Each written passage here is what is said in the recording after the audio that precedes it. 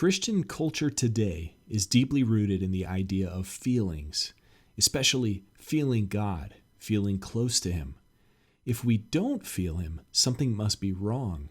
But what's wrong is this idea about feelings. Stay tuned for that and more in this episode of Good Monsters.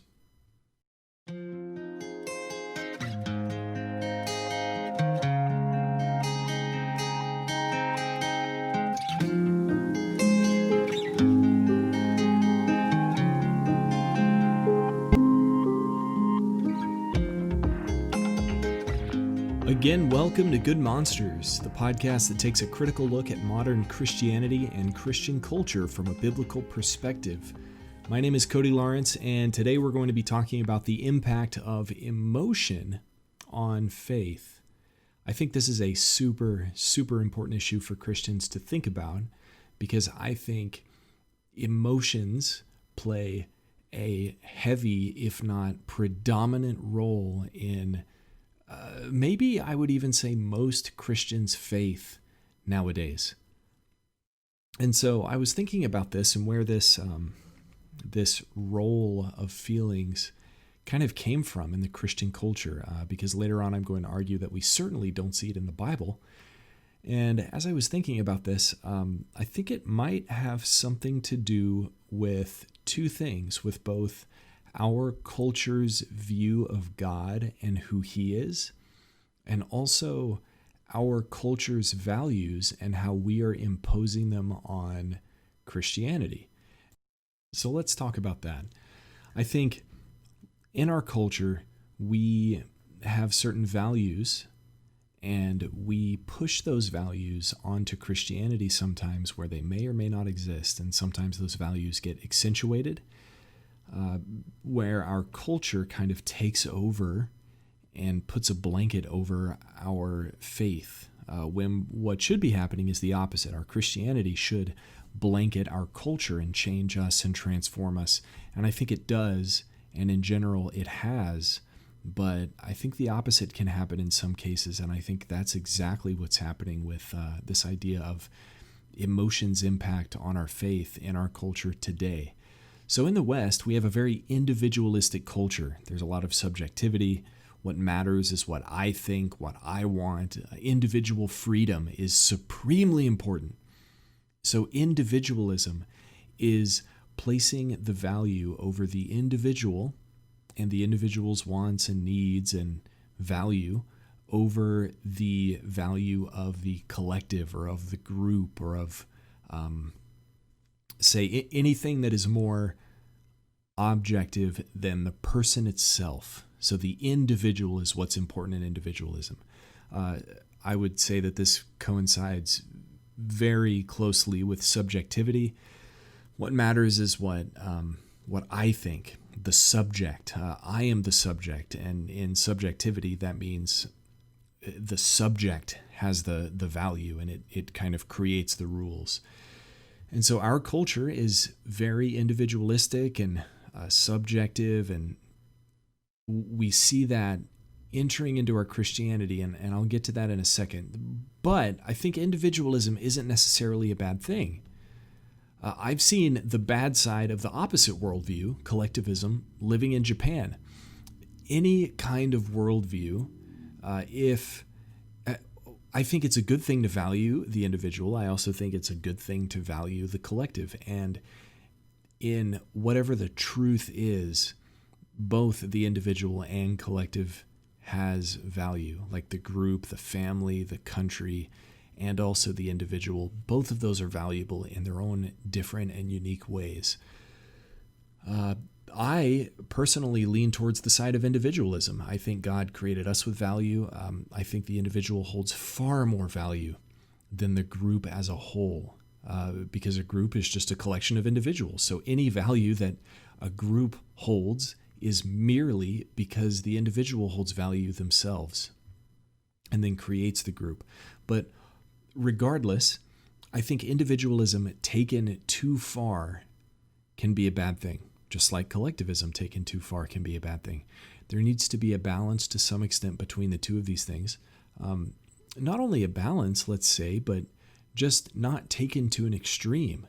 individuals have value, but if you give an individual supreme value over even other individuals, then it creates serious problems for the culture and especially for Christianity, because that is totally the opposite of what Christianity says.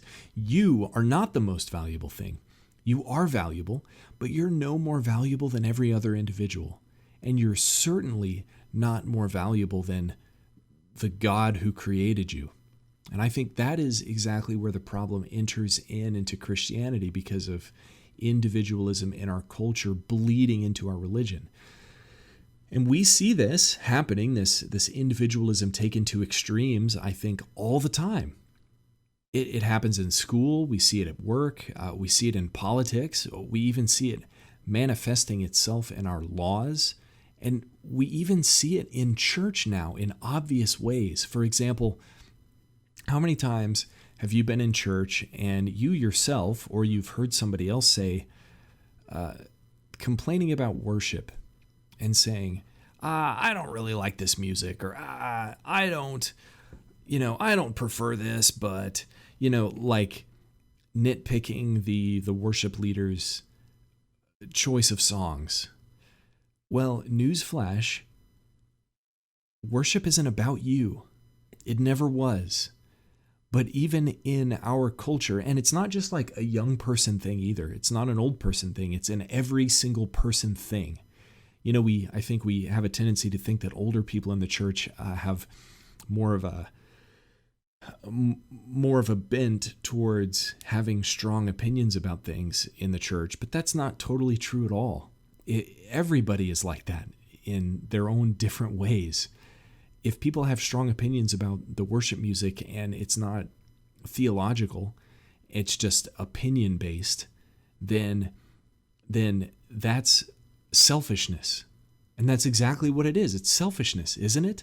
Literally, by definition, making worship about yourself and your own tastes instead of about God and worshiping Him, which is the purpose of worship, just to let you know, is selfish. And that is the farthest thing from what our faith should actually be like. Our faith should not and cannot be selfish. It has to be not about us, but it has to be about God.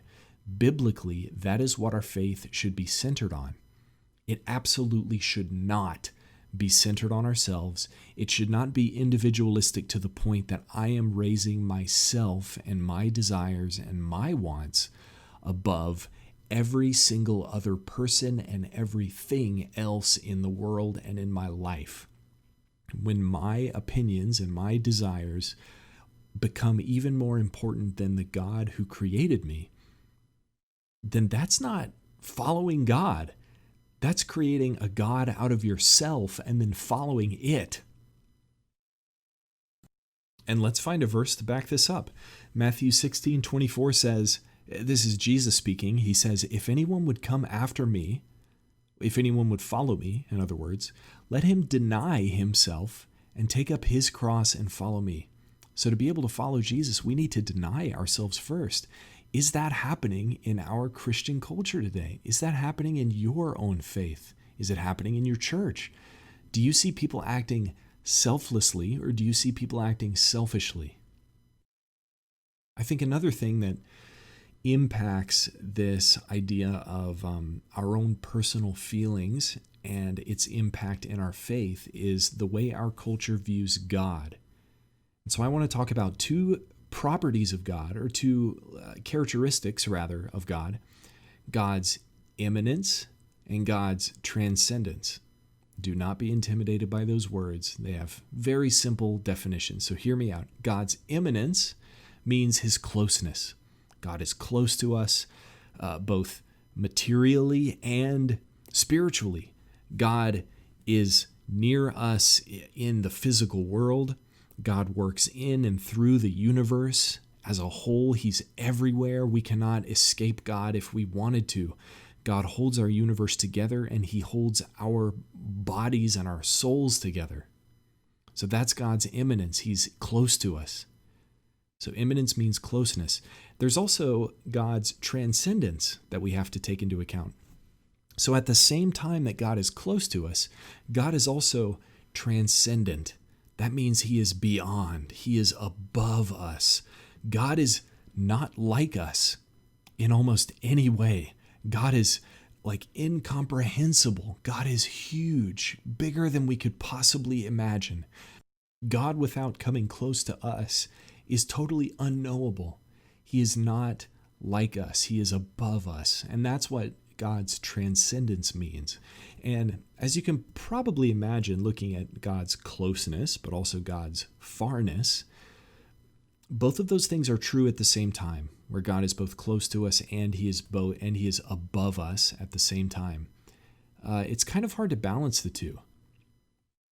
And so through different cultures and through history, the pendulum has kind of swung back and forth in opposite directions. And I think in our culture, we tend to emphasize the closeness of God. And this is true not only in Christianity, but outside of Christianity too. If you look at other, let's call them spiritualities, there is always an idea where we are close to the divine, or we are the divine, or the universe, or God, however he or she exists, wants to be close to us and have some kind of very personal relationship with us. That is a huge emphasis on God's imminence or God's closeness. But I think in our culture as a whole, like I said, even outside of the church, we don't often see people having spiritualities focusing on God's transcendence or God's otherness. Because our culture is so heavily focused on me and the individual and what I want and what I feel, that's just not something that concerns us. Or not loving, but even considering or wanting to know a God who is so far above us. We want God to be like us. We want God to be knowable. We want God to be small and compact and be able to fit into a box. We want to be able to understand him. We want him to be able to do the things that we want him to do. And therefore, we overemphasize the closeness of God, and we totally throw out the transcendence of God. So I think when we put those two things together, we see in our church and we see in our Christianity a focus on, well, if I have a relationship with God, then I have to feel him because he's close to me. Like I have a personal relationship with God, the creator of the universe, through Jesus Christ. I have to feel him. And if I don't feel him, then maybe that doesn't mean that God's close to me at all. And if God's not close to me, then, either he doesn't exist or maybe I don't really have a relationship with him. And if I don't have a relationship with him and I guess I'm doing all the right things and I don't feel close to him anyway, then maybe there's a different God I should be pursuing. And that's exactly what we see happening in the church. So I want to actually look at what the Bible has to say about this, because I think that this is a very big deal that a lot of Christians don't understand. Let's just look at a few verses. You can simply Google, what did I Google here? Bible verses about feeling. Now, our culture takes feelings to be a very positive and very important and necessary thing. But let's look at what the Bible has to say about feelings. Jeremiah 17:9, the heart is deceitful above all things and desperately sick. Who can understand it? Wow. That's actually one of my favorite Bible verses. It shows me, and it's not only about what it shows me, but it's about what the Bible verse actually means. The heart, or our feelings, or our emotions, or the part of us that isn't our mind and isn't our rationality, but the other part of us that helps make decisions, is deceitful. It's wicked. It's sick. It's broken. It's messed up. And nobody can actually understand it. So what does that tell us about our emotions and our feelings? Should we actually be relying on them for our faith? Proverbs 3:5-6 says, "Trust in the Lord with all your heart." But we just read in Jeremiah that the heart is deceitful above all things. So how does this fit?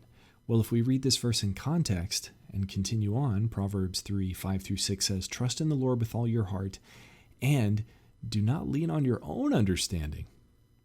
Don't lean on how you think God works, but trust God completely with all of your being. That's what heart means here. In all of your ways, acknowledge him, and he will make your paths straight. Another interesting verse is Galatians 5:19-21. It says, "Now the works of the flesh are evident: sexual immorality, impurity, sensuality, idolatry, sorcery, enmity, strife, jealousy, fits of anger, rivalries." And then it goes on and lists all of these horrible things, and most of them actually appear to be emotions, like fits of anger, envy, and things like these. "I warn you, as I warned you before, that those who do such things will not inherit the kingdom of God." All of these things are things that we're driven to by our feelings and things that we're driven to by our desires and our emotions. And in Galatians, it says that these things aren't good. So what should we be relying on instead of our emotions? Well, we should be relying on God and God's word and our faith. And our faith actually has nothing to do with our feelings. It has to do with our belief. One of the most obvious and clear verses about belief, Romans 10:9-10. "Because if you confess with your mouth that Jesus is Lord and believe in your heart that God raises him from the dead, you will be saved.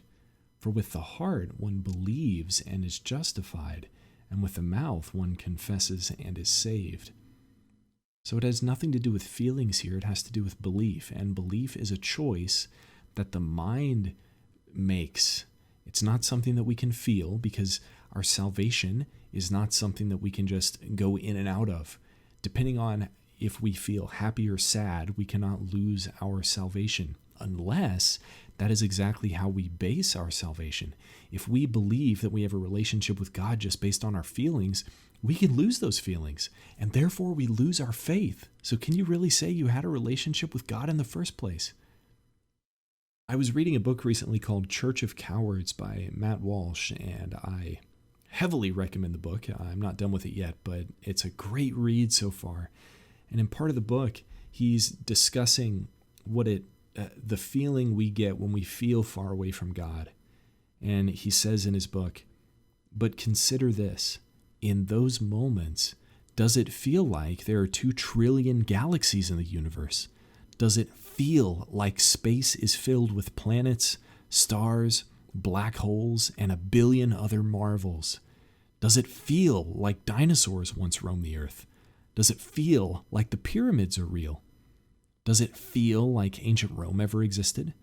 While you are sitting in traffic, can you feel the depths of the ocean, or the immensity of the rainforest, or the complexity of the human brain? Nobody denies the existence of any of these things, yet we do not feel like we live in a world awesome enough to include them. But we do." And that was the quote. And in the same way, we don't necessarily all the time feel like God exists, or that God is close to us, or that, Jesus died and came back to life to save us from our sins. But that doesn't make it not true. So if we suddenly were to be under the impression that, well, there must not be 2 trillion galaxies in the universe if I don't feel like there's 2 trillion galaxies in the universe, that is stupid. It is ignorant. It makes no sense. And we need our faith to make sense. We need our faith to be reasonable. To take another quote, let's look at what C.S. Lewis has to say in a book of his essays and other writings called Of Other Worlds. He writes this: "I thought I saw how stories of this kind," referring to fairy tales, "could steal past a certain inhibition which had paralyzed much of my own religion in childhood. Why did one find it so hard to feel as one was told one ought to feel about God or about the sufferings of Christ? I thought the chief reason was that one was told one ought to. An obligation to feel can freeze the feelings. and reverence itself did harm. The whole subject was associated with lowered voices, almost as if it were something medical. But supposing that by casting all of these things into an imaginary world, stripping them of their own stained glass and Sunday school associations, one could make them for the first time appear in their real potency. Could one not thus steal past those watchful dragons? I thought one could. So in other words, C.S. Lewis here said that he thought he had to feel the closeness of God because simply he was told that he ought to. Even back in the early 1900s, C.S. Lewis was under this impression that we ought to feel close to God. But what if we move past that? If we move past that, then we actually enter into a deeper relationship than we ever had with him. Because we realize that our feelings aren't important. Our feelings are deceitful. Our feelings are sick. The reasons and evidence that we have to believe in God and believe in Jesus and his life and death and resurrection is what matters. Those things will never change no matter what we feel. And the truth is, there will be times that we feel far away from God, no matter how solid we are in our faith, no matter how solid we are in our beliefs and our evidence, we will feel far away from God. Another quote in the book Church of Cowards that I loved is this: "There is a reason why it is hard to believe in God at the supermarket checkout line, but not hard at all under the night sky.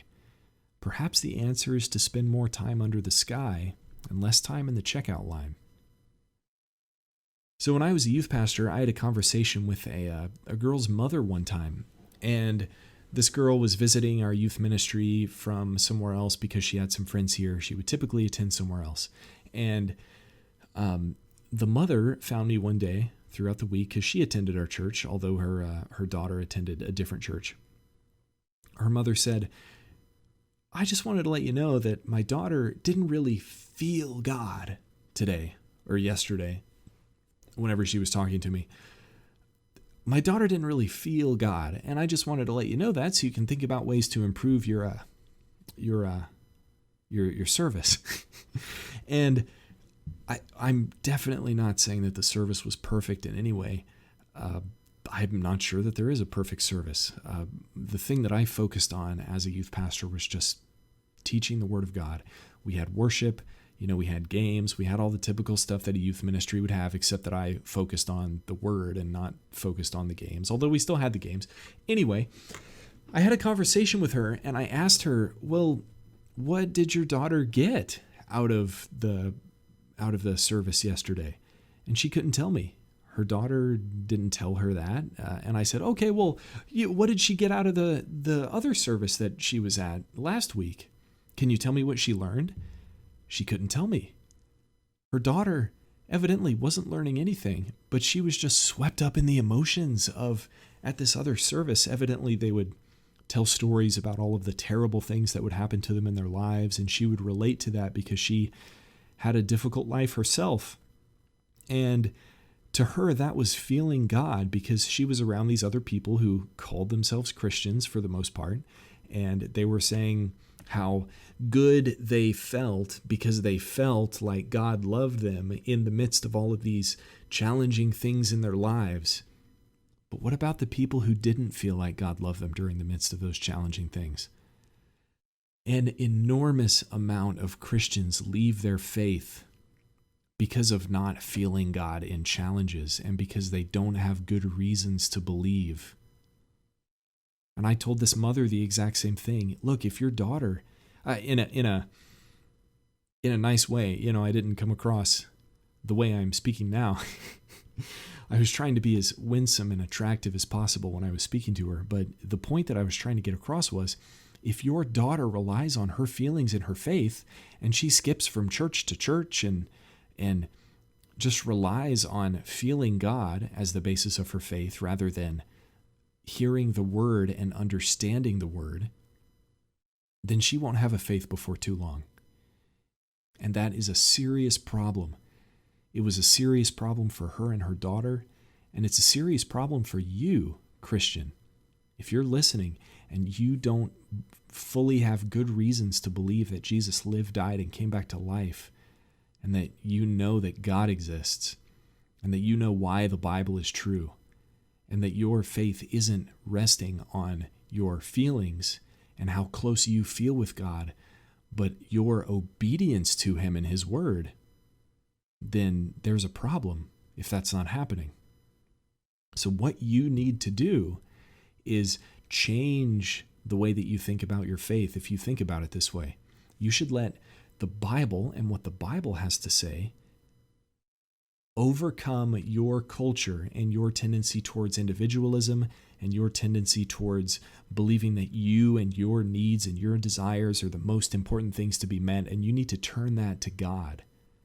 God is the most important being in your life and in the entire universe, and it's God who we should be serving. God shouldn't be serving us.